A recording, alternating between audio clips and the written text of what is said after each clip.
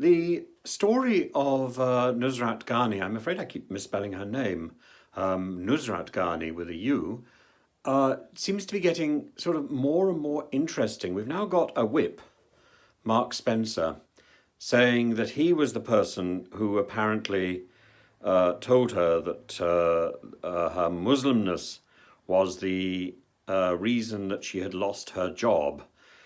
But he then goes on and says that this accusation was completely false and defamatory. I never used those words attributed to me, he says. So why is he so certain that he was the person who was involved in this exchange? I find this very odd.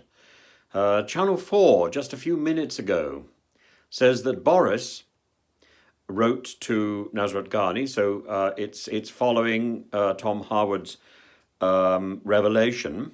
It's a bit late, and it gives us a little bit more detail, which I would expect, and I would certainly hope from one of the national broadcasters. It says that Boris suggested Nusrat Ghani use the internal conservative complaint process, and that she felt that this was not about party discipline, that it was something to do with government business. I'm not sure she's right, actually. The whips are independent of the government in that sense. The whips, each party has its own set of whips. So this isn't government business, this is party political business. And the whips whip the various party members to vote accordingly. And this is how they seem to be approaching the issue. They were claiming that she hadn't sufficiently dealt with the allegations of Islamophobia in the Conservative Party, that she hadn't defended the Conservative Party. This is a Conservative issue, not a government issue. So I come back to this idea that her revelation seems to be politically motivated, but at the same time, she raises something that again identifies an ignorance about Islam which runs through politics, which runs through the Conservative Party, and I suspect it runs through the Labour Party and the Liberal Party. I think it's something that runs through the country. We simply do not have enough knowledge and enough experience in this country of Islam. We need to have more information. We need to be educating people better, and we need to be, as a country, much kinder and much more open to people who share our faith and who don't share our faith, whatever that faith may be, whether it's Islam, Christianity, Judaism, or indeed atheism. We need to be kinder to people who do not necessarily share our beliefs. And that process starts in school. And I have observed, I've taught religious education in schools, and I think the process is appalling. I think it's patronizing. I think it's obsessed with a very vague understanding of comparative religion. So it's A, not fully informed, and B, rather poorly budgeted, supported, and taught.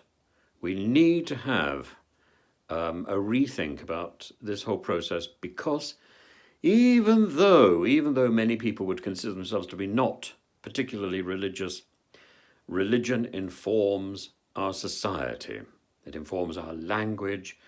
It informs the way many of us actually behave, even if we don't realize that we are behaving in a way that has been dictated by religious traditions.